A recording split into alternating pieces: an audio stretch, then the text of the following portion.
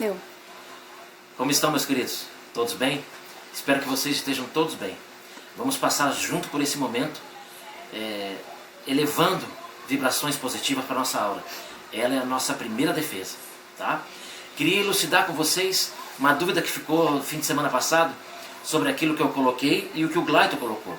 O Glaito falou de aura e eu falei dos corpos espirituais, tá? O corpo físico, depois os primeiros dois espirituais, que é o duplo etérico e o perispírito, tá? Então eu vou dar uma passadinha rapidinha em cada um dos dois, tá? O duplo etérico e o perispírito. Depois vocês podem rever lá se quiserem aquilo que foi passado no fim de semana passado, tá? E depois vamos entrar na aura só para a gente poder entender então a diferença, tá? Vamos lá.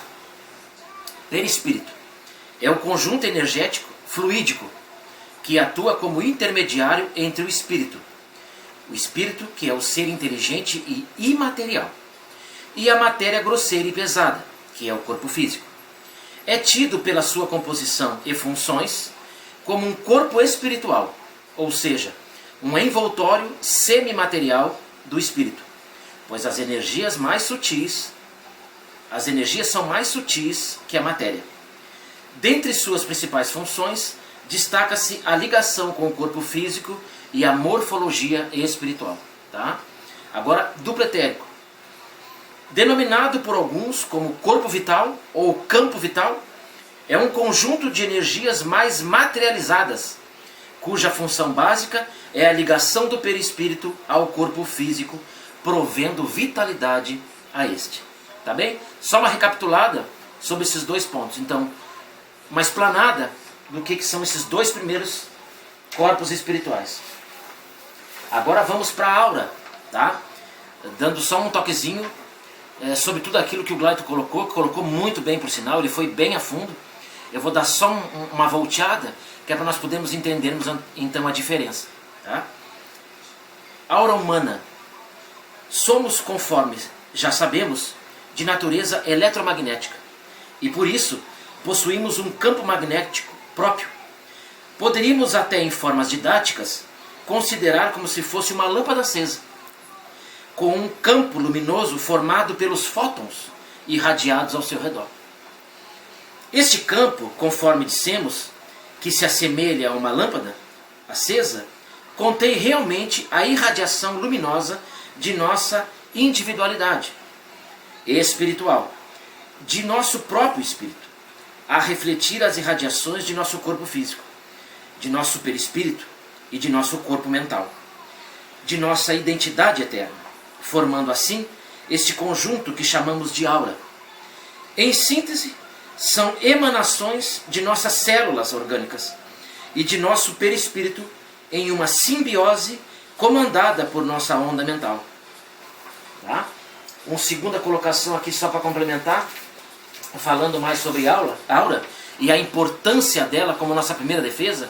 Observem bem, a nossa aura, quando equilibrada, saudável, brilhante, se constitui num escudo que poderá nos defender das irradiações inferiores, como por exemplo, pensamentos de inveja, ciúme, vingança, ódio, etc., que estão contidos no espaço que nos circunda, em forma de ondas mentais já projetadas pelas irradiações de outras pessoas, prontas a alimentarem poderosamente nosso campo energético, se sintonizarmos com elas.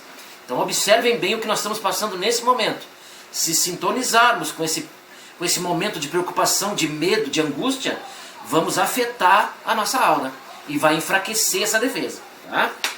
André Luiz nos diz, em seu livro Evolução em Dois Mundos, a aura é, portanto, a nossa plataforma onipresente em toda a comunicação com as rotas alheias, anticâmara do espírito, em todas as nossas atividades de intercâmbio com a vida que nos rodeia, através da qual somos vistos e examinados pelas inteligências superiores, sentidos e reconhecidos pelos nossos afins, temidos e hostilizados e até mesmo amados e auxiliados pelos irmãos que caminham em posição inferior à nossa. Isso porque exteriorizamos de maneira invariável o reflexo de nós mesmos, nos contatos de pensamentos a pensamentos, sem necessidade das palavras, para simpatias ou repulsões fundamentais. Então, a nossa aura é aquela que fica externa, bem externa. É ela que capta aquilo que sentimos em ambientes e entre pessoas. Tanto capta como externiza. Nós também emanamos os nossos sentimentos para a nossa aura. E as pessoas então podem captar. Às vezes passamos muito tempo dentro de ambientes ruins. E isso pode afetar a nossa aura. Tá? Assim como o inverso.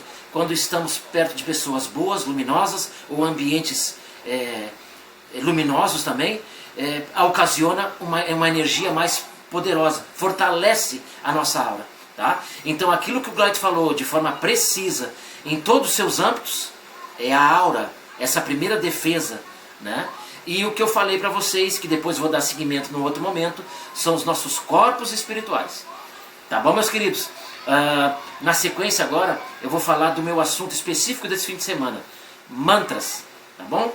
Abraço a vocês, beijo no coração e até daqui a pouco.